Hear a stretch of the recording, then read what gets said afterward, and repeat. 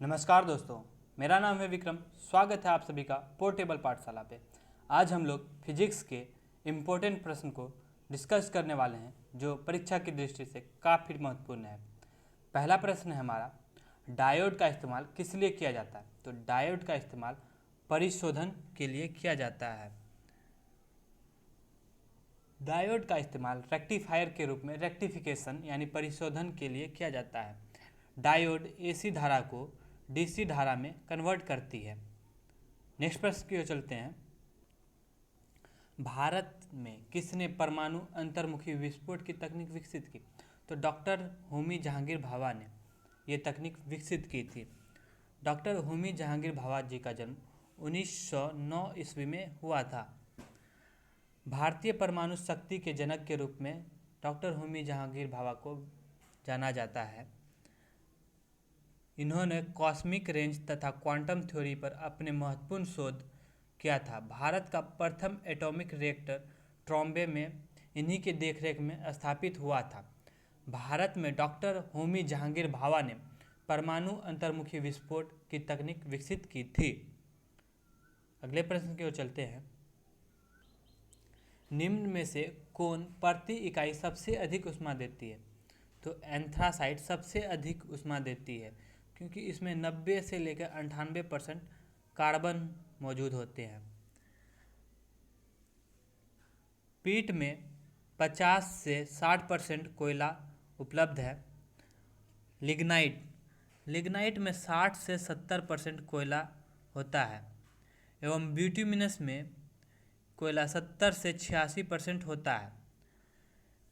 Anthracite कोयला उच्च कोटि का कोयला है। इसमें कार्बन की अधिक मात्रा के कारण ये उच्च ऊष्मा देती है। अगले प्रश्न की ओर चलते हैं। कृत्रिम उपग्रह के जरिए संचार के लिए किन तरंगों का प्रयोग किया जाता है? तो सूक्ष्म तरंगों का।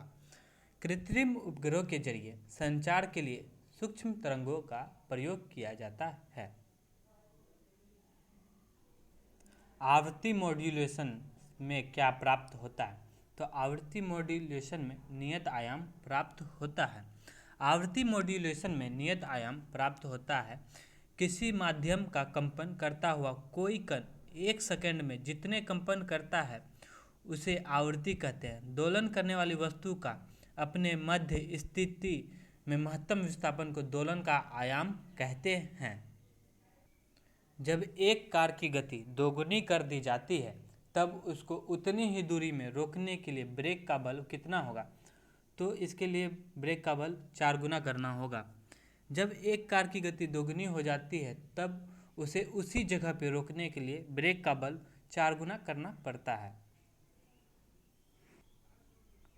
निम्नलिखित में से किसका विमीय सूत्र आवेग के लिए सूत्र के समान है? तो ये संवेग के लिए है। संवेग का विमीय सूत्र आवेग के लिए सूत्र के समान है। जब कोई बड़ा बल किसी वस्तु पर थोड़े समय के लिए कार्य करता है तो बल तथा समय अंतराल के गुणनफल को उस बल का आवेग कहते हैं। आवेग बराबर बल गुना समय होता है। आवेग वस्तु के संवेग में परिवर्तन के बराबर होता है। यह एक सदिश राशि है जिसका मात्रक न्यूटन सेकेंड होता है तथा इसकी दिशा वही होती है जो बल की दिशा होती है। निम्न में से कौन सा मूल परिणाम है?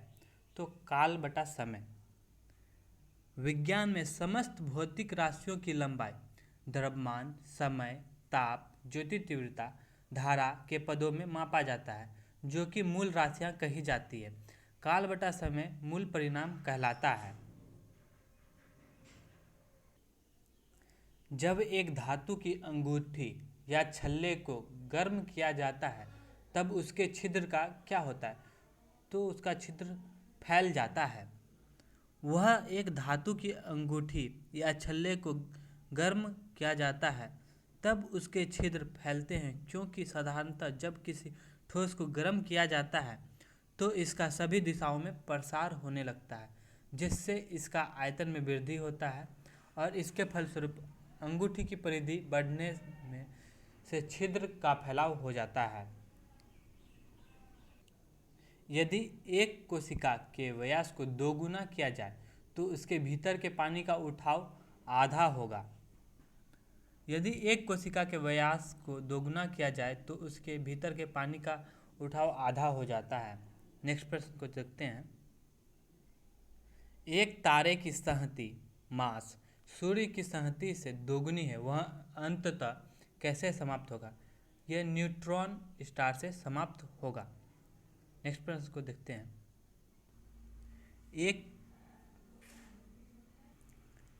एक किलोवाट घंटा किसके बराबर होगा? तो ये 3.6 मेगा जूल के बराबर होगा। एक वाट घंटा बराबर 3600 जूल होता है एवं एक किलो वाट घंटा बराबर 1000 वाट होता है। जब हम इसे मल्टीप्लाई करेंगे तो ये 3.6 मेगा जूल के बराबर आता है।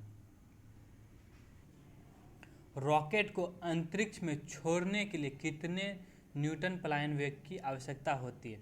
तो रॉकेट को अंतरिक्ष में छोड़ने के लिए 11 किलोमीटर पर सेकंड न्यूनतम पलायन वेग की आवश्यकता होती है। यदि कोई भी नाव डूब जाएगी यदि वह पानी हटाता है अपने भार के बराबर।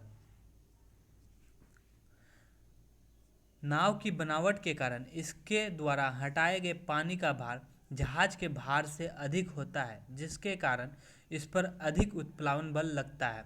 वह जहाज तैरता रहता है। यदि नाव अपने भार के बराबर पानी हटाती है तो नाव डूब जाएगी। प्रिज्म में प्रकाश के विभिन्न रंगों का विभाजन होता है। तो विभिन्न रंगों का विभाजन प्रकाश के अपवर्तन के कारण होता है। जब सूर्य का प्रकाश प्रिज्म से होकर गुजरता है तो वह अपवर्तन के पश्चात प्रिज्म के आधार की ओर झुकने के साथ साथ विभिन्न रंगों के प्रकाश में बढ़ जाता है। इस प्रकार से प्राप्त रंगों के समूह को वर्णक्रम स्पेक्ट्रम कहते हैं तथा श्वेत प्रकाश को अपने अवयवी रंगों में विभक्त होने की क्रिया को वर्ण विक्षेपण कहते हैं।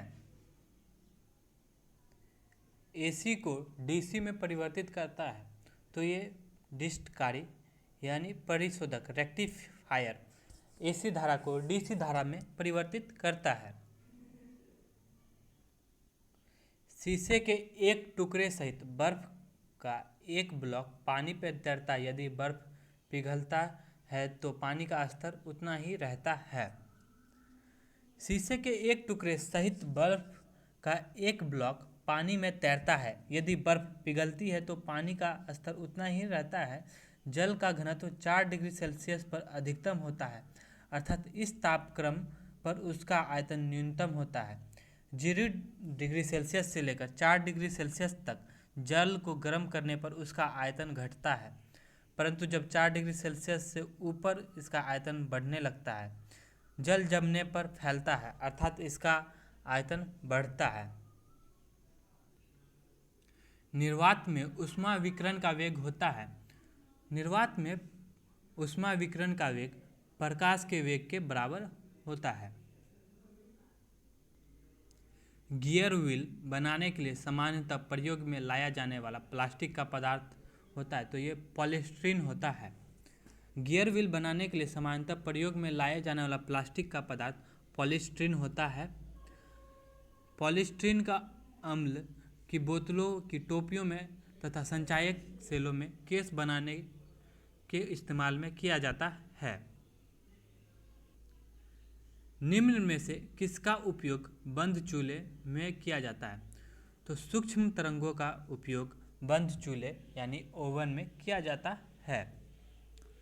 तो दोस्तों, आपको ये वीडियो कैसा लगा हमें कमेंट में बताएं।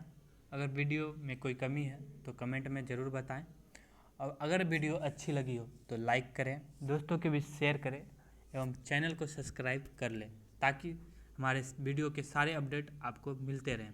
धन्यवाद।